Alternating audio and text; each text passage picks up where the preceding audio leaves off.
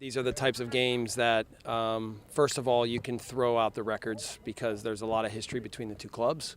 And so, we know that we will get New England's absolute best. And that's what makes these games fun, I think, is even since I've been here, like predating me, there's been a lot of history between the clubs and a lot of recent history between them, with the playoffs 3 years ago and so, or 2 years ago. So, on the field, there'll be a lot of energy. And then I still know that that's a very dangerous team with very good attacking players. A desperate team, too. They need points. They need results. They got a good one in San Jose and played well.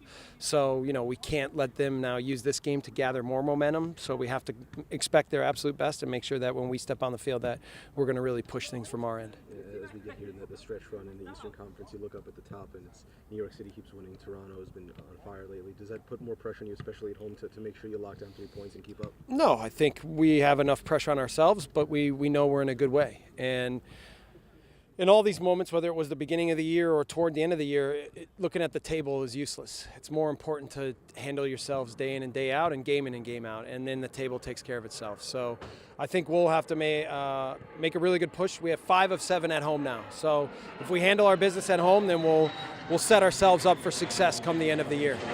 So talking about, as you said, recent history, of course, and what's been going on between these two clubs, and obviously this was early in the year, but the whole situation that happened in Gillette, when Kemar went down, does that still remain in your head a little bit? Like you want some revenge on Well, for revenge, no, not for that specifically. I think we try to use that as a learning moment. Mm-hmm. Like we can't have guys go down on the field in big moments. So, and we had that even a couple times after that game. So we've addressed that within our group and make sure that we aren't naive on the field.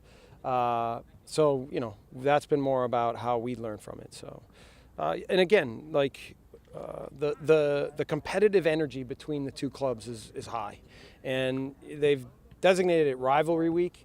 Is it a true rivalry? I don't know, but it's certainly a game that over the years has had great competitive will, and in my time here, never an easy game, and a lot of history. So we'll be ready for again New England's absolute best. We know that Kemar is a very physical forward. He likes to aerial challenges to head the ball in past the keeper. But besides that, what also makes him dangerous with Fagundes and Lee Nguyen in midfield? Well, I think the way I would describe it is their interchangeability. Is those guys kind of have some freedom to move around in the attacking field attacking part of the field as they see fit, and those rotations and movements make them a little bit unpredictable. And then their skill and talent when they're on the ball and ability to combine means that you have to always be connected and make sure that there aren't big gaps in your team and room for them to exploit. As you're doing that, you know that if the ball goes wide, specifically to Tierney, that if he has time and space, then he's able to whip a good ball in the box, and they're dangerous on crosses. So it presents a difficult challenge. And I think the more that we can play in their end of the field as opposed to ours, then the better we set ourselves up for success. Dax and Damian still training off to the side by themselves. Maybe Sunday a bit too soon for them to expect them back? I think there's still options to be on the bench. I've known they're not options to start, but they're both doing well and working hard and looking better every day. So we'll see. We'll see.